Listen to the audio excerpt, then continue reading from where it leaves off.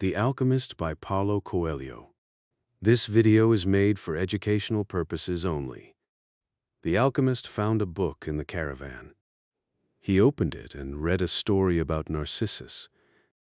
It talked about a boy who loved looking at his own reflection in a lake. Every day he sat by the water and stared at himself. He got so used to seeing his own beauty that he didn't notice anything else. One day, he fell into the lake and died. From where he fell, a flower grew.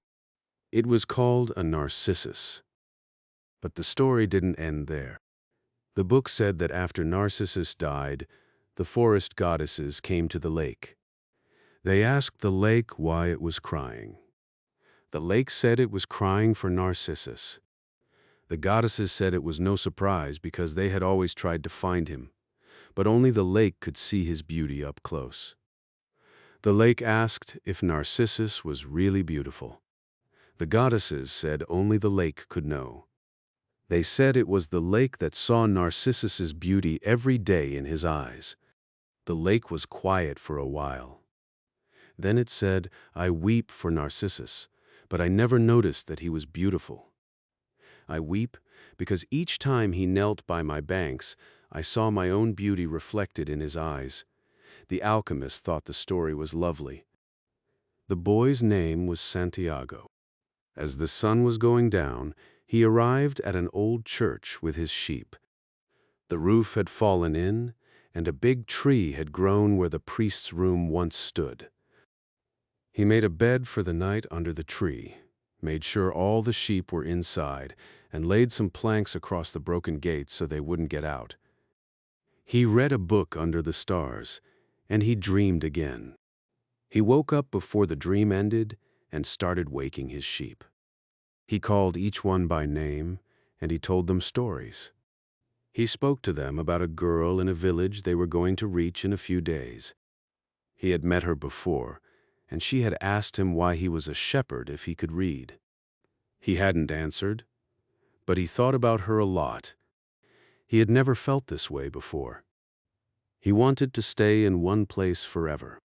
But when the merchant came, he had to leave, and he had to come back the next year. He was excited, but also scared the girl might have forgotten him. He had a lot of sheep, but he knew they only cared about food and water. He thought about his father, who had wanted him to be a priest, but he had chosen to travel instead. He had a jacket, a book, and a flock. He was happy because he was living his dream. He wanted to see more of the world, and he knew he could always go to sea or another city if he got tired of this life. He looked at the sun and figured he'd reach Tarifa before noon. He wanted to get a new book, fresh wine, and look his best for the girl. He also remembered there was an old woman who could read dreams. He went to see her, but he was nervous. He didn't want to be scared of gypsies or anything like that. He was still thinking about the girl when he left. The boy was disappointed. He decided that he would never again believe in dreams. He remembered that he had a number of things he had to take care of. He went to the market for something to eat. He traded his book for one that was thicker, and he found a bench in the plaza where he could sample the new wine he had bought. The day was hot, and the wine was refreshing. The sheep were at the gates of the city, in a stable that belonged to a friend. The boy knew a lot of people in the city. That was what made traveling appeal to him. He always made new friends, and he didn't need to spend all of his time with them. When someone sees the same people every day, as had happened with him at the seminary, they wind up becoming a part of that person's life. And then they want the person to change. If someone isn't what others want them to be, the others become angry. Everyone seems to have a clear idea of how other people should lead their lives, but none about his or her own. He decided to wait until the sun had sunk a bit lower in the sky before following his flock back through the fields. 3 days from now, he would be with the merchant's daughter. He started to read the book he had bought. On the very first page, it described a burial ceremony. and the names of the people involved were very difficult to pronounce. If he ever wrote a book, he would present one person at a time, so that the reader wouldn't have to worry about memorizing a lot of names. When he was finally able to concentrate on what he was reading, he liked the book better. The burial was on a snowy day, and he welcomed the feeling of being cold. As he read on, an old man sat down at his side and tried to strike up a conversation. "What are they doing?" the old man asked, pointing at the people in the plaza. "Working," the boy answered dryly, making it look as if he wanted to concentrate on his reading. Actually, he was thinking about shearing his sheep in front of the merchant's daughter, so that she could see that he was someone who was capable of doing difficult things. He had already imagined the scene many times. Every time, the girl became fascinated when he explained that the sheep had to be sheared from back to front. He also tried to remember some good stories to relate as he sheared the sheep. Most of them he had read in books, but he would tell them as if they were from his personal experience. She would never know the difference because she didn't know how to read.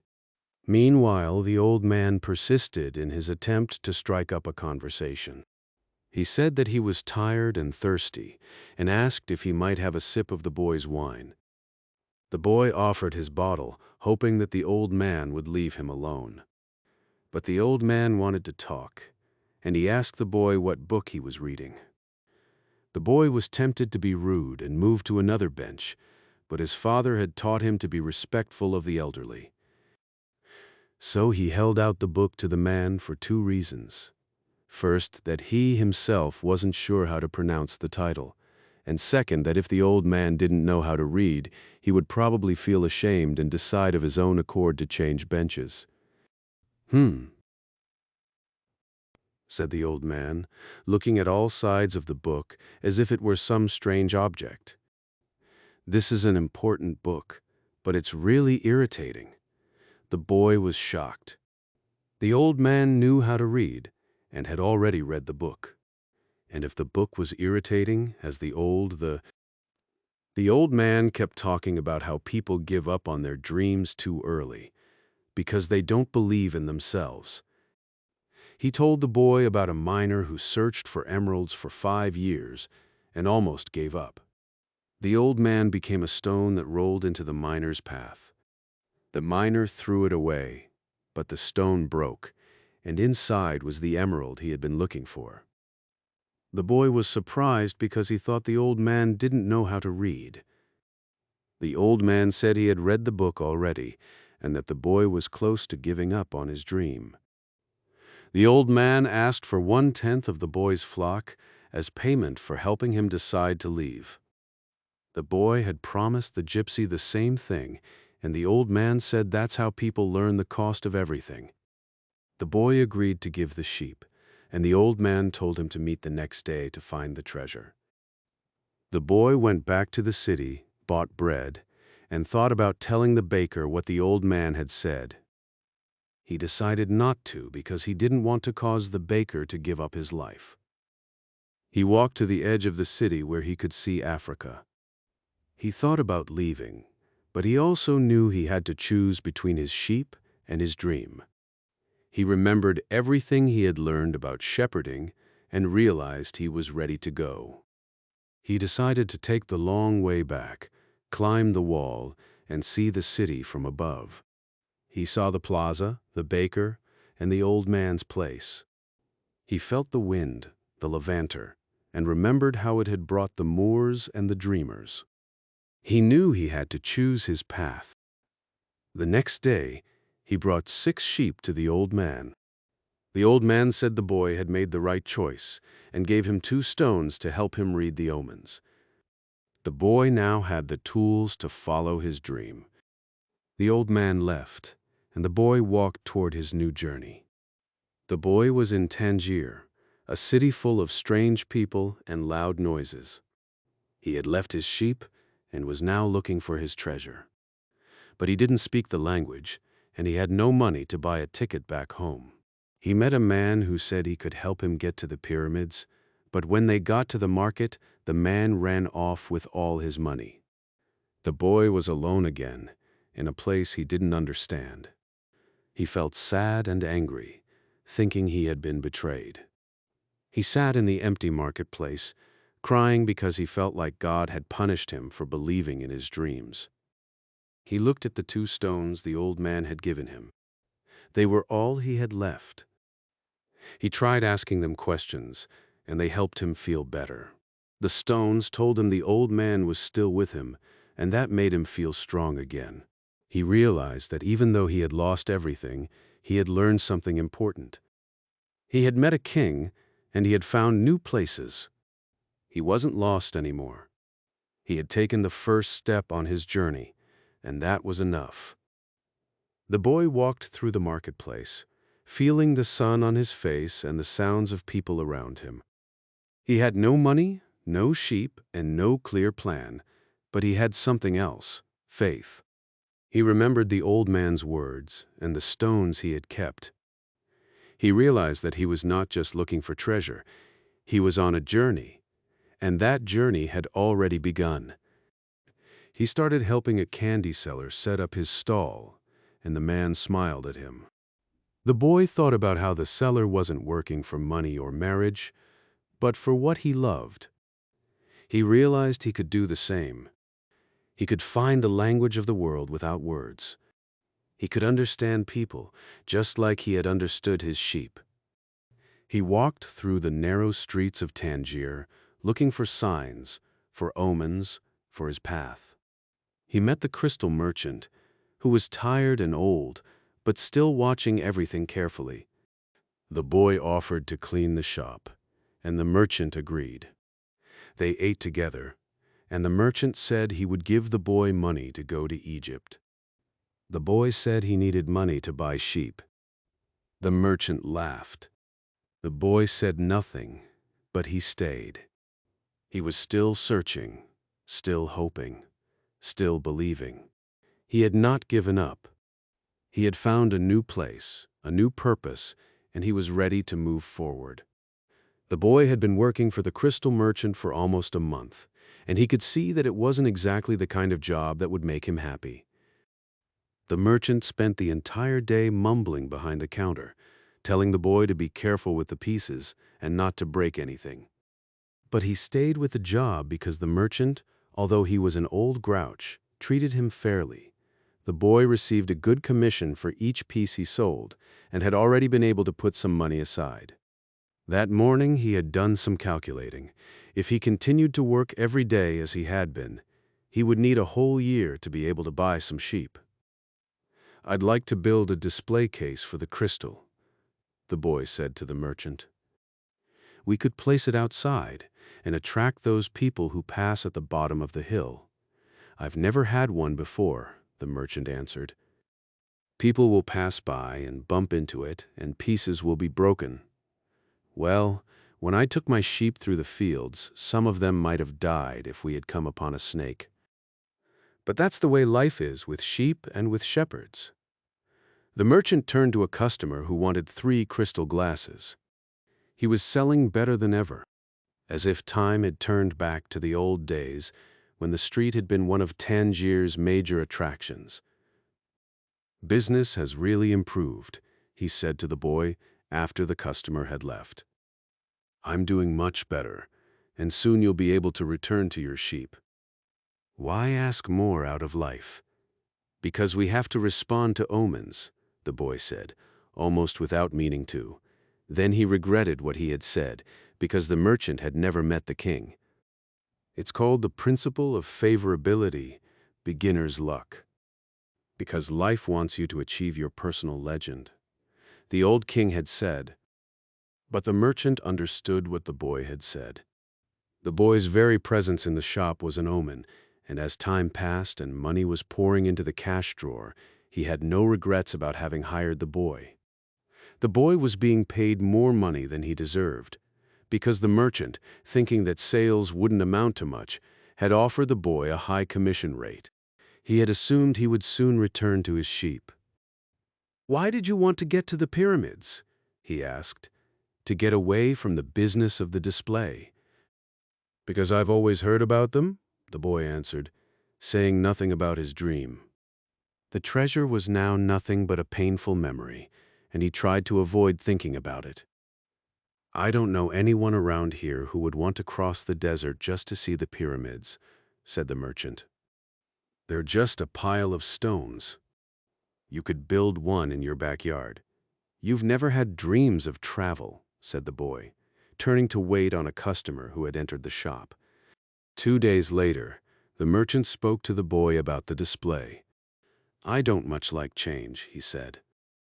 "You and I aren't like Hassan, that rich merchant. If he makes a buying mistake, it doesn't affect him much. But we too have to live with our mistakes." "That's true enough," the boy thought, ruefully. "Why did you think we should have the display?" "I want to get back to my sheep faster. We have to take advantage when luck is on our side, and do as much to help it as it's doing to help us.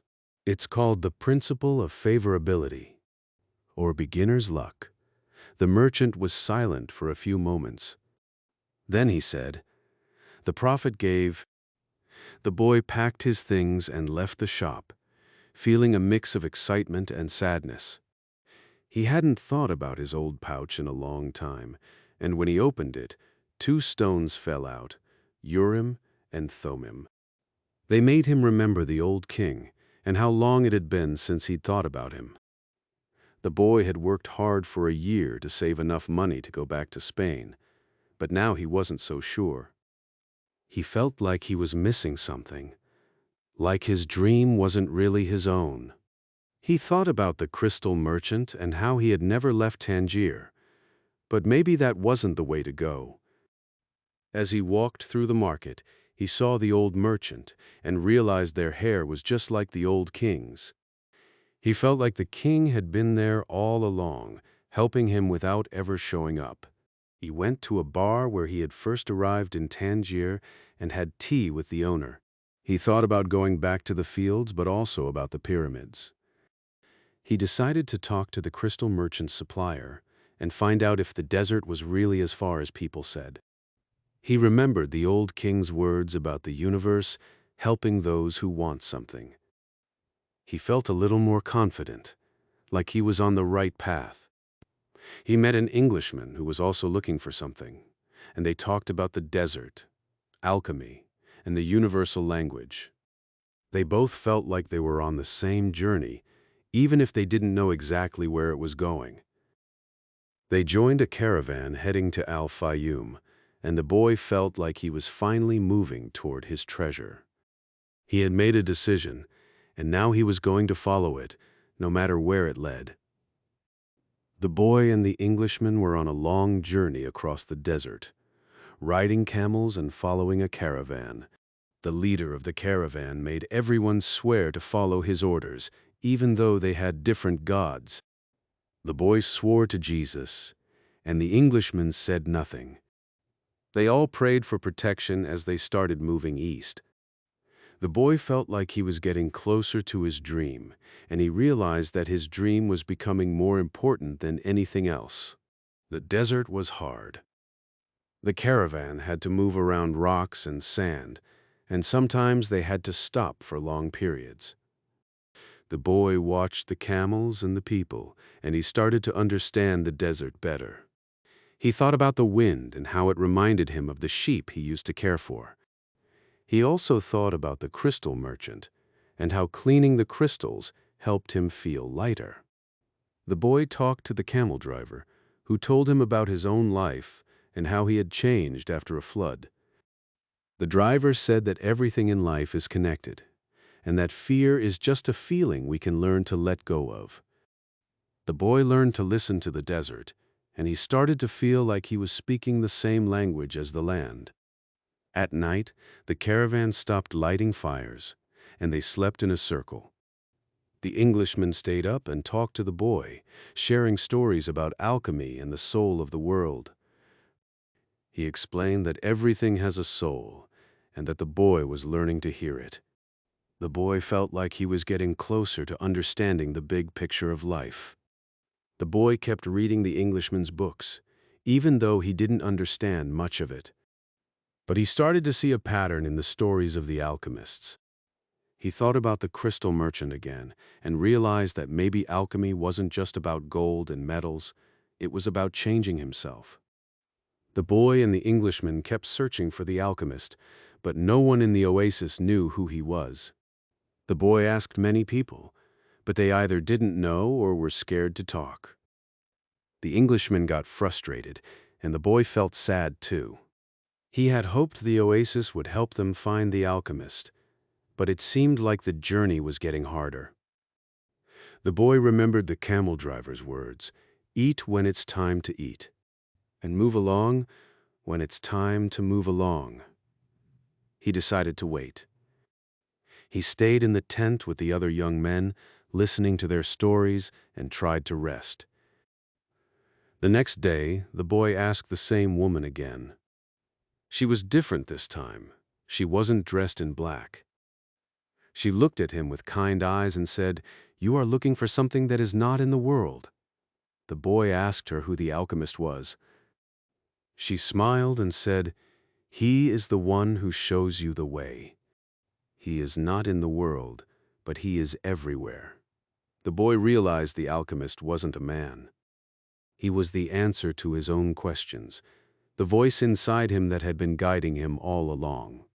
He understood now that the journey was not about finding the alchemist, but about becoming one. He looked at the woman and knew she was the one who had been waiting for him. She was the one who had helped him see the truth. The boy felt peace, and the desert felt lighter. He had found what he was looking for. The boy had been looking for the alchemist for a long time, but he never thought he'd find him in the desert. One day, he met a woman named Fatima. She was kind and spoke with wisdom. She told him that the alchemist wasn't a man, but the voice inside him that had been guiding him all along. She helped him understand that the real journey was about finding himself, not someone else.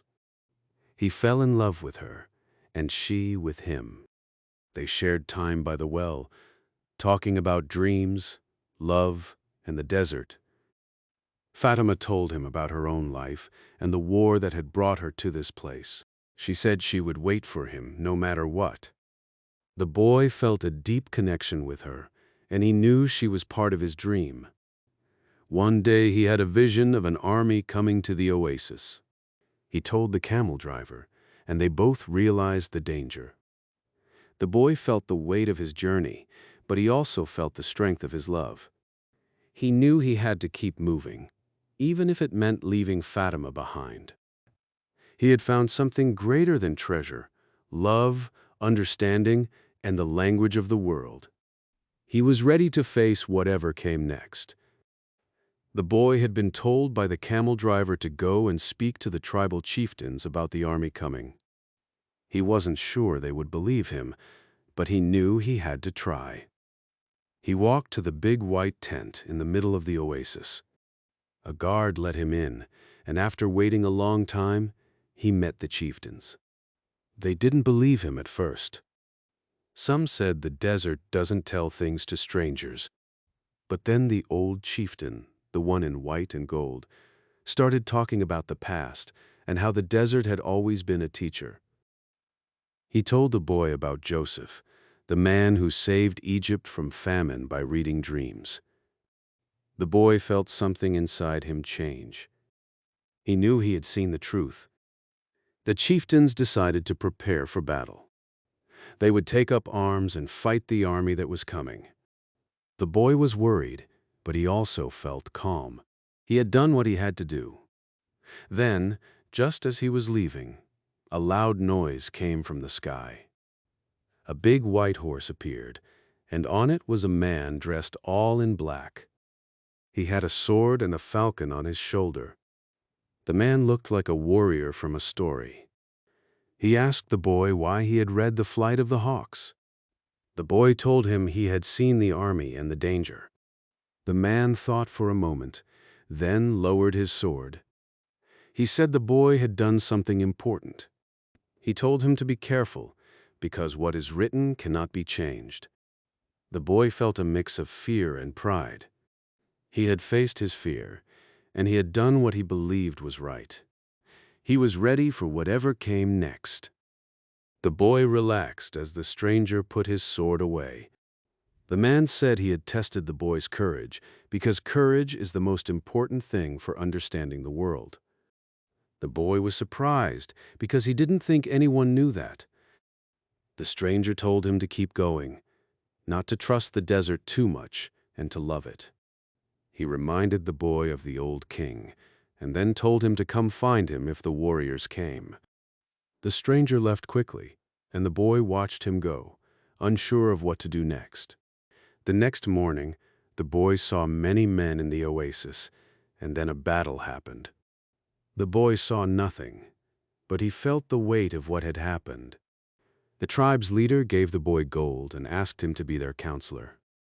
But the boy didn't want to stay. He wanted to keep going, to find his treasure. He walked south and found a tent. The alchemist was there, and he had 2 dead hawks.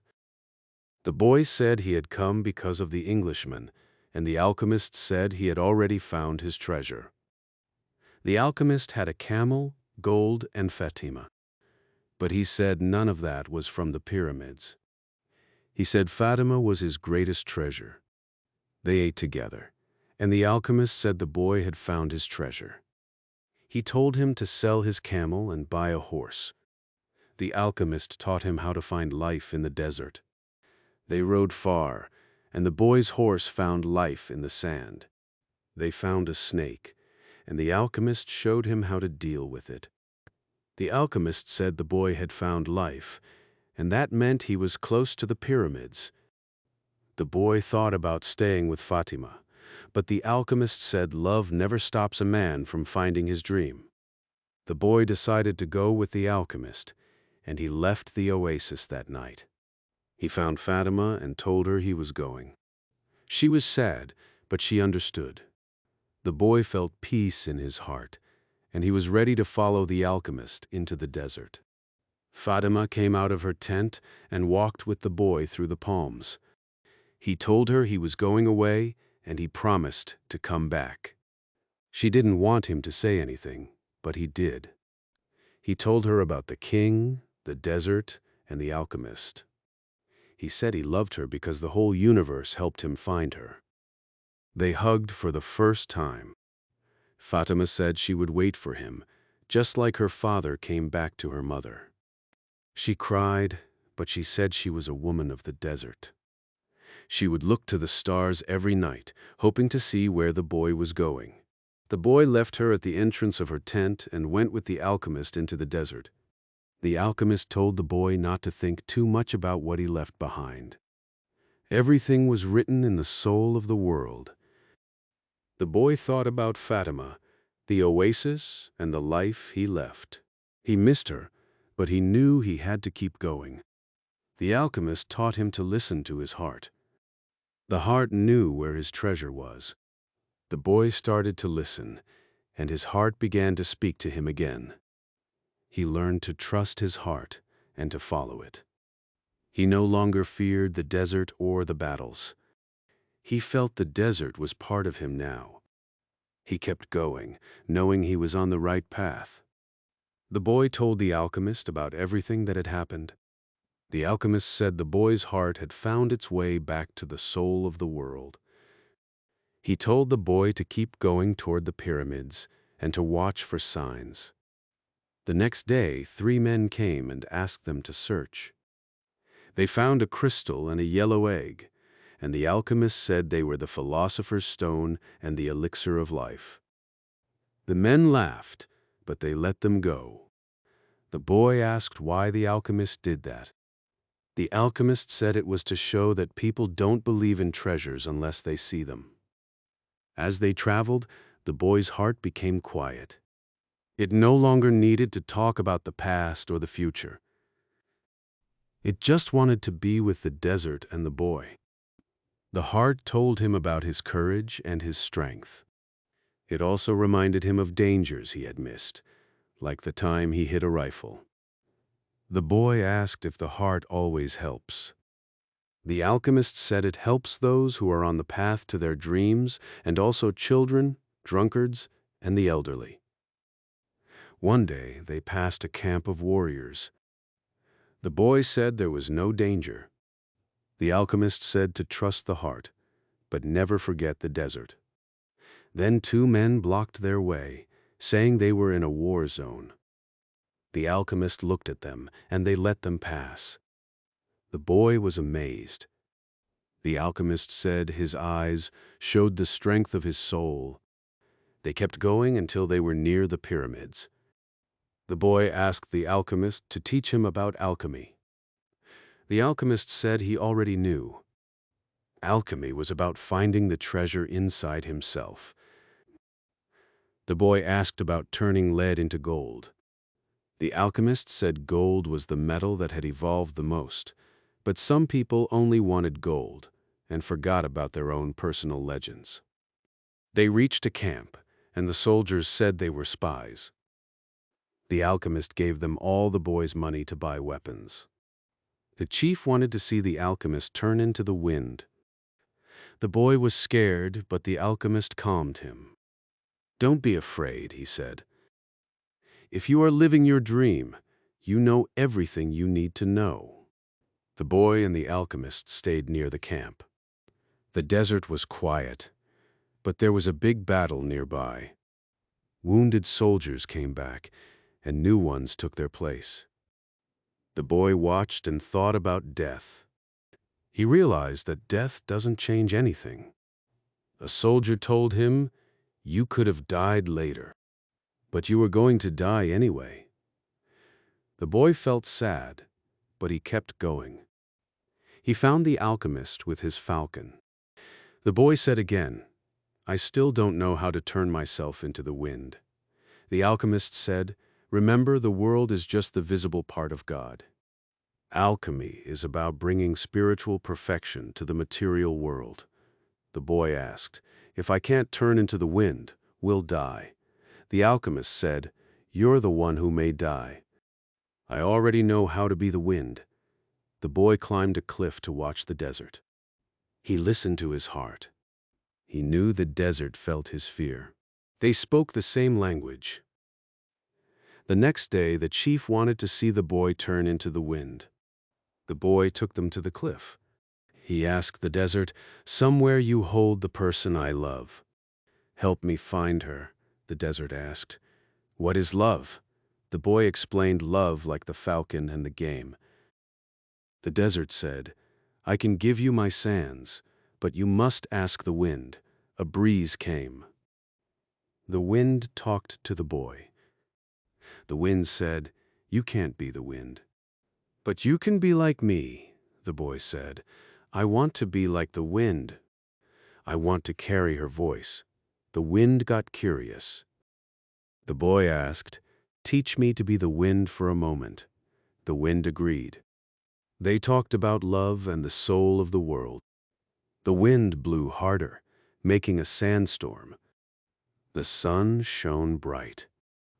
The boy asked the sun about love. The sun said, "Love is the soul of the world. It needs us to make it better." The boy turned to the hand that wrote all.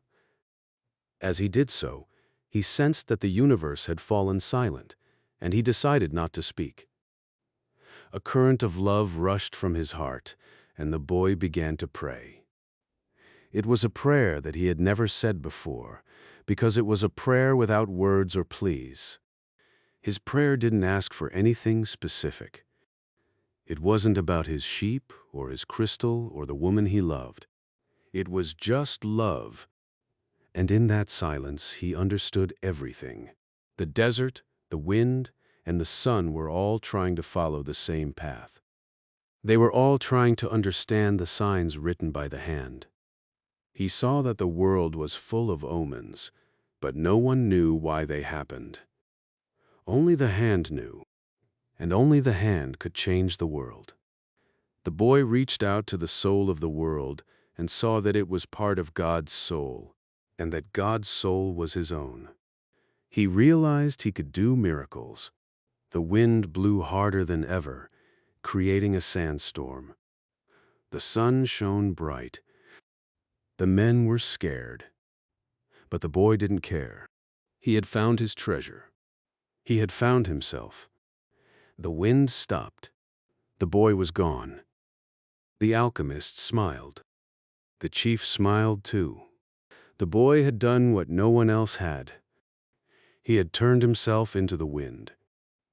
The next day, the boy and the alchemist met a monk. They went to a monastery. The alchemist showed the boy how to turn lead into gold. He made a golden disc. He gave parts of it to the monk, the general, and himself. He told the boy he had already done what he needed to. The boy said he was close to his treasure. The alchemist said he would find it. They said goodbye. The boy rode into the desert. His heart told him where his treasure was. He climbed a dune. The moon was bright. The pyramids stood before him. He wept. He had found his treasure. He had found his dream. The boy kept digging, even though his hands were sore and his body tired. He had followed his heart and found the place where his treasure was. But the wind made it hard to work. Sand kept blowing into the hole, and the boy had to push it away again and again. He didn't stop.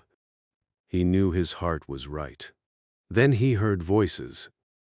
People came out of the dark. They were strangers and they looked angry. One of them grabbed him and pulled him out of the hole. Another looked in his bag and found a little gold. The man who grabbed him had a hard look in his eyes, like he wanted to hurt the boy. The boy was beaten and hurt. He was scared, but he kept telling them he was digging for treasure. He told them about his dreams and the pyramids. The leader of the group finally said they would leave him alone.